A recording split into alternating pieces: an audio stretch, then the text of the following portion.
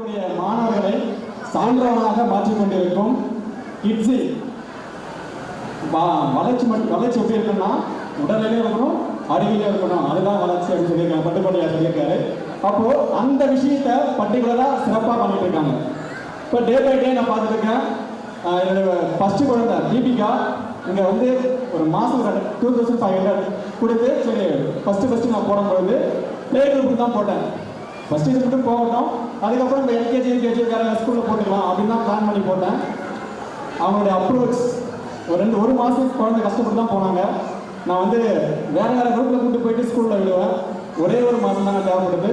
அதுக்கப்புறம் சரண்யா மேம் கூட ஒட்டிக்கிட்டாங்க. நாங்களே வேணானாலும் நான் சரண்யா மேம் கூட தான் இருப்பேன். அவங்க என்கிட்ட கம்ப்ளைண்ட் பண்ணுறாங்க, சார் கிளாஸில் போய் உட்கார மாட்டாங்க, என் கூடவே இருக்கிறாங்க அப்படிலாம் தீபிகாவை சொன்னாங்க. இப்போ தீபிகா வந்து இந்த ஸ்கூல்லே நான் படிக்கணும்ப்பா, ஏன் என்ன வேறு ஸ்கூல் அனுப்புறீங்க, யூகேஜி முடிச்சிட்டாங்க, இதே ஸ்கூலில் கொண்டு போக மாட்டாங்களா அப்படின்னு கேட்குறாங்க. இல்லைம்மா வேறு ஸ்கூல் தான் சொல்லணும், நீங்கள் ஃபஸ்ட் ஸ்டாண்டர்ட் போக போகிறீங்க, ஃபஸ்ட் ஸ்டாண்டர்ட் நீங்கள் சொல்லிக் கொடுக்க மாட்டாங்க, அதனால் வேறு ஸ்கூலுக்கு நீங்கள் போய் ஆகணும் அப்படிங்களாப்பா. சரிப்பா, அப்போ எங்கள் மிஸ்லாம் போய் பார்க்கலாமா, தாராளமாக போய் பார்க்கலாம் முடிச்சுட்டு வந்து. அப்போது அந்த அளவுக்கு அந்த டீச்சர்ஸ் அந்த குழந்தைகளோட பாண்டிங் ரொம்ப அற்புதமாக இருக்குது. வீட்டில் ஏதாவது பிரச்சனை, ஏதாவது சண்டை போட்டுருக்கோம், அப்பா அம்மா சண்டை போட்டுருக்கோம் அப்படின்னா அதை அப்படியே ஒரு வார்த்தை மிஸ் பண்ணாமல் டீச்சர் டெஸ்ட் போய் ரெக்கார்ட் அந்த ஒப்புக்கிறாங்க.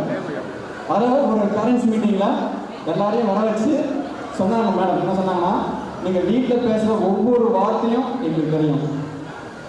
நாங்கள்லாம் அப்படியே ஸ்டன் ஆகிட்டோம். என்ன ஆச்சு, எப்படி தெரியும் அப்படின்னா, உங்கள் குழந்தைங்க தான் அங்கே ரெக்கார்ட் பண்ணுறாங்க, இங்கே டெலிகாஸ்ட் பண்ணுறாங்க அப்படின்ட்டு அவ்வளோ அற்புதமாக சொன்னாங்க. அப்போ நம்ம என்ன பேசுகிறோமோ, நம்ம வீட்டில் எப்படி நடந்துக்கிறோமோ அதோட வெளிப்பாடு தான் குழந்தைகள் இந்த சமுதாயத்தில் வெளிப்படுத்துவாங்க அப்படின்ற வார்த்தையை அவங்க பதிவு பண்ணாங்க எல்கேஜியில். அதுலேருந்து நானும் என்னோட ஒய்ஃபும் வீட்டில் ஒரு சின்ன சண்டை போட்டது கிடையாது. சண்டை எதுக்கு வரும்னு கேட்டிங்கன்னா, பாப்பா வந்து எந்திரிக்க மாட்டாங்க. 9:30 தான் ஸ்கூலுக்கு வரணும், 8:30 வரைக்கும் தூங்குவாங்க. அவங்க எழுப்புறது எனக்கும் ஒய்ஃபுக்கு சண்டை வரும். ஏன் இவ்வளோ சீக்கிரமாக எழுப்புறீங்க அவங்க கேட்பாங்க. ஏமா ஒரு 1 hour முன்னாடி எழுப்பினா தான் அவங்க ரெஸ்ட்டு தான் போயிட்டு அதுக்கப்புறம் ஸ்கூல் போக முடியும். அந்த இதில் தான் சண்டை வரும். அப்போ அவங்க தூங்கிட்டு இருப்பாங்க. அப்போ அவங்க முடிச்சுட்டு இருக்கும்போது எனக்கு சண்டை போடுறது கிடையாது. அது ஒரு விஷயத்தை அவங்க லேர்ன் பண்ணேன். ஏன் அப்படின்னா, ஒவ்வொரு விஷயமும் நம்ம சைக்காலஜிக்கலாக குழந்தைக்கு ட்ரீட்மெண்ட் கொடுத்தா மட்டும்தான் அவங்களுடைய அந்த பேஸ் ரொம்ப ஸ்ட்ராங்காக இருந்தால் மட்டும்தான் அவங்க சமுதாயத்தில் ஸ்ட்ராங்காகவும் நிம்மதியாகவும், அதாவது மற்றவங்க வந்து அறிவுரை சொல்கிற இடத்துல அவங்க இருப்பாங்க. அந்த இடத்துல என்னுடைய பொண்ணு தீபிகா வந்து சிறப்பாக இருக்காங்க, அது எந்த மாற்றமும் கிடையாது. இப்போ 2வது கனிஷ்கா வந்து ஜாயின் பண்ணி வச்சுருக்கேன். அது என்ன சொன்னாங்க, எங்கள் ஒய்ஃப் என்ன சொன்னாங்கன்னா, கனிஷ்கா வந்து பிளே குரூப்பில் போட்டு எல்கேஜி வந்து நம்ம ஃபஸ்ட் ஸ்டாண்டர்ட் போகிறோம்ல பெரிய பொண்ணை அங்கேயே போட்டுடலாம் அப்படின்னாங்க. நடக்கவே நடக்காது. என் கனிஷ்காவும் எங்கே வேணாம், யூகேஜி எல்கேஜி இங்கே தான் படிக்கணும். ஏன்னா பேஸ் ரொம்ப ஸ்ட்ராங்கு. நம்ம வெளியில் இருந்து போய் போனோம் அப்படின்னா அவங்களுக்கு எந்த ஃபண்டமெண்டல் கிடைக்காது.